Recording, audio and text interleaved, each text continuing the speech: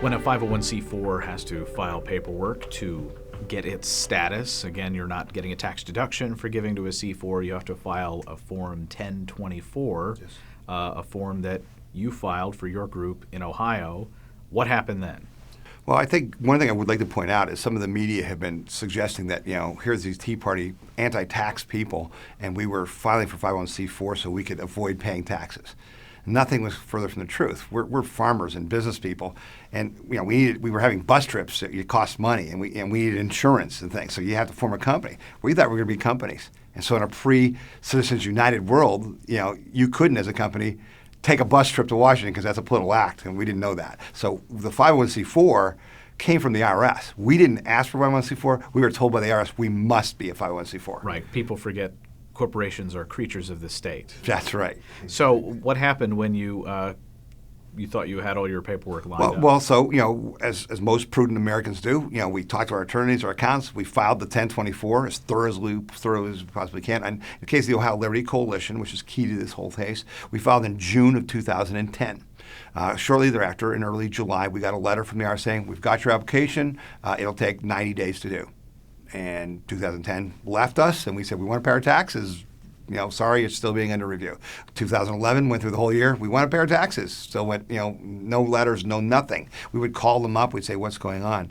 And not until January 26th of 2012 did I get any correspondence from the IRS. And at that point, I received a multi-page letter that had a series of questions that were clearly politically motivated, incredibly intrusive, and very onerous. Questions like, and the Ohio Liberty Coalition, just so people know what we're about, is we're a state governing body. So we're not a group where there's individual people, but there are Tea Parties that are members of the Ohio Liberty Coalition. They wanted us to not only identify every one of our Tea Party members, and list their officers, they wanted us to give them the federal tax ID number of every one of these groups, which I would never ask for. They wanted us to give things like, give us everybody who ever attended any of your events, tell us who spoke at the events, give us a transcript of what they said, and give us all the materials they handed out. How does that jive with what you've heard from other groups after you started to sort of push back? Well, as egregious as that sounded to me at the time, I find that it was nowhere near as egregious as some of the other situations. In the Maui Tea Party and the Sacramento Tea Party, they asked questions like, we want you to identify all of your past and present officers and directors and their family members, and let us know if they've ever held political office or if they intend to run for political office. That's a pretty onerous request. List your donors. That's a serious question. We want to list your donors. Well, it's interesting. They're supposed to be the experts. This is coming from the IRS. We're the amateurs, but you are a 501c4 because you don't have to disclose your donors. Isn't that the law? And yet the IRS was asking us to disclose our donors. There's some irony for you.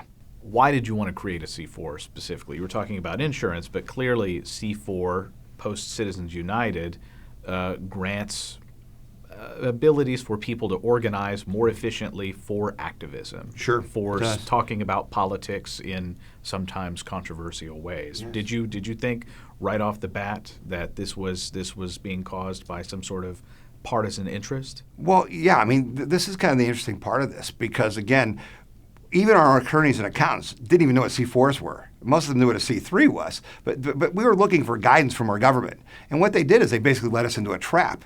We now know what you're referring to, particularly after Citizens United, that you can become a taxable nonprofit and not have to give the IRS anything. But we never knew that. They told us not only did we have to be a 501c4, but we had to file tax-exempt status. We didn't want to file tax-exempt status. So the question was, why were we led down that path intentionally by the IRS? And then these questions come. And these questions, it's very simple. They did not ask us about our electioneering activities. And electioneering, is a very legal term. It means a very specific thing. Why didn't they ask us if we had given money to candidates or to parties? They never asked those questions. They want to know how many donors you have, how much they gave you, who are your members, how many members you have, who spoke to you, what do you know? There's a word for that. It's called opposition research. What was the resolution ultimately? The ultimate resolution for us, and again, it was a process that is just now culminating, is that we ended up organizing nationally to try to get the scope of this. And the scope was overwhelming. It was very broad and very deep. We got help from the ACLJ to represent us legally, and the Ohio Liberty Coalition became the test case. So all last year, it was like a boxing match. We kind of went through this battle with the IRS. They wanted a copy of every page of our website on paper. Okay, and we'd say, no, we're not going to give you that. We'll give you a copy of the front page. Go look at it. And you're back and forth fighting them over this nonsensical stuff. And there's an election going on, by the way. Okay, there's an election going on, by the way. And so finally that culminated in right after the election, a month of the day after the election, on December 7th, the Ohio Liberty Coalition got its 501c4 tax-exempt status. A lot of the media are asking us, how do we feel, and do we feel vindicated? Okay, and in a way, sure, we feel vindicated because we were talking about these things, in the past, and people thought they were ridiculous. It was so out of bounds that even the most jaded Washington reporters are telling me this is worse than they ever thought it would be. So we feel vindicated because of the IRS apology and the subsequent investigations that took place. But I think we feel vindicated in another way. Okay, just as we were right about the IRS, I think that we're vindicated from a standpoint of all the other things they did to the Tea Party. Calling us racist, bigots, homophobes, Islamists, anti-Islamists, all these things that we were potentially dangerous and treasonous. None of those things are true either.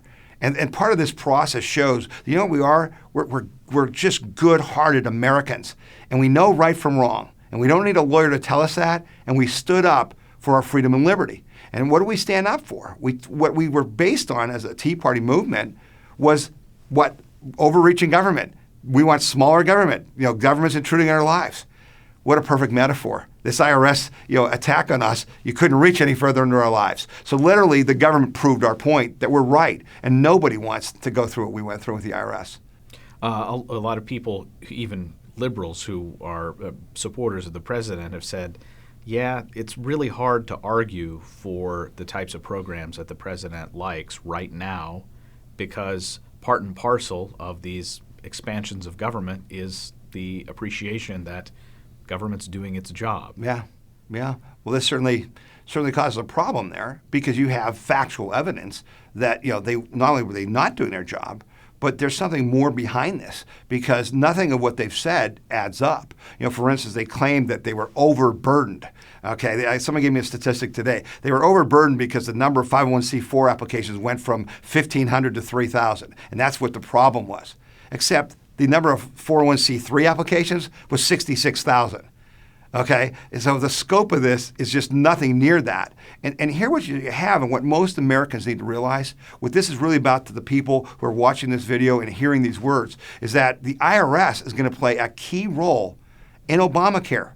They're the ones who are going to be looking at your personal tax returns and deciding whether you paid enough for your health care and whether you need to be in an exchange or whether you need to be penalized. And after you look at what they did with this simple thing, a 501c4, and how they were so aggressive politically to get in our lives, why would anyone want these people anywhere near your health care?